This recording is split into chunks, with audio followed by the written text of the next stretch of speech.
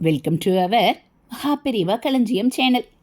இன்னைக்கு நம்ம கோமாதாவை எப்படி வழிபட வேண்டும், பசுவை பூஜிப்பது சகல பாக்கியங்களை தரும் என்று சாஸ்திரம் கூறுவதை தெரிந்து கொள்ளலாம்.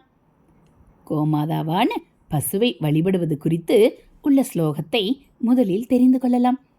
காம் சத்ருஷ்டவா நமஸ்கிருத்ய கிருத்வா சைவ பிரதக்ஷிணம் பிரதக்ஷிணீகிருதா தேன சப்தத் வீபாவசுந்தரா சர்வ காமதுகே தேவி சர்வதீர்த்தா பிசேஷினி பாவனே சுரபிஸ்ரேஷ்டே தேவி துப்யம் நமோஸ்துதே.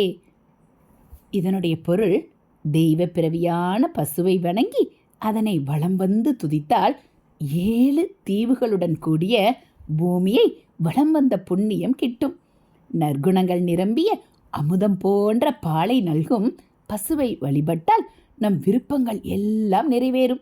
இந்த வழிபாடு அனைத்து புண்ணிய நதிகளில் நீராடிய பலனை தரவல்லது. நம்மை பரிசுத்தம் செய்யக்கூடியவள் இந்த பசு. கேட்டதையெல்லாம் அருளும் காமதேனுவாக துளங்கும் கோமாதாவே, உன்னை வணங்குகிறேன்.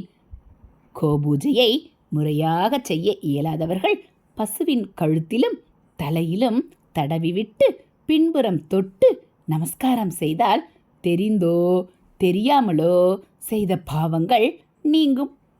காரணம், பசுவின் கழுத்திலும் தலையிலும் அனைத்து புண்ணிய தீர்த்தங்களின் தேவதைகள் வாசம் செய்கின்றன.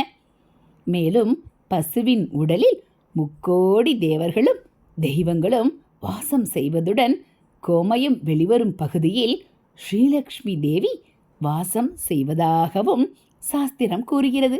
எனவே பசுவை வழிபட்டு புல்லும் நீரும் வாழைப்பழங்களும் அளித்தால் யாகம் செய்த பலன்கள் கிட்டும் என்று ஞான நூல்கள் கூறுகின்றன.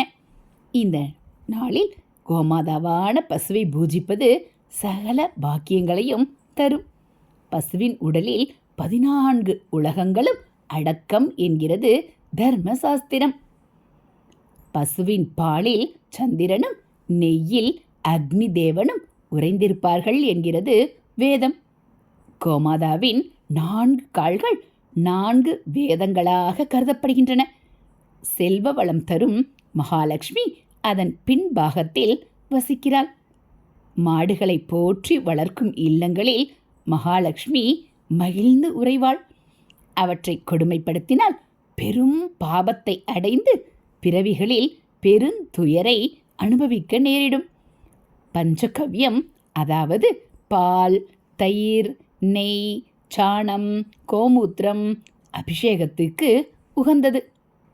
மருந்தாகவும் செயல்பட்டு பிணியை அகற்றும் என்கிறது ஆயுர்வேதம். பசுவின் காலடிப்பட்ட இடம் பரிசுத்தமாகும். மேய்ந்து வீடு திரும்பும் பசுமாடுகளின் குளம்படி பட்டு தூசி மேலே கிளம்பும் வேலையை நல்லதொரு வேலையாக முகூர்த்த சாஸ்திரம் சொல்கிறது. அதேபோல் நாம் செய்த பாவங்கள் அகல கோதானம் செய்ய சொல்கிறது தர்மசாஸ்திரம். இதுபோல கோமாதாவை நாம் அனைவரும் பூஜித்து அனைத்து வித நன்மைகளையும் நலங்களையும் பெறலாம். இதுபோல் ஆன்மீக விஷயங்களை நீங்கள் தெரிஞ்சுக்கணும் அப்படின்னா மறக்காமல் நம்ம சேனலை சப்ஸ்கிரைப் பண்ணுங்கள். கூடவே பெல் ஐக்கானை கிளிக் பண்ணி ஆளுங்கிற பட்டனையும் அழுத்திடுங்க. நம்ம சேனலில் வரக்கூடிய ஆன்மீக கதைகள், ஆன்மீக விஷயங்கள் எல்லாம் உங்களுக்கு பிடிச்சிருந்தா ஒரு லைக்கும் கமெண்ட்டும் கொடுத்து உங்களுக்கு தெரிஞ்சவங்களுக்கும் ஷேர் பண்ணுங்கள். தேங்க்யூ.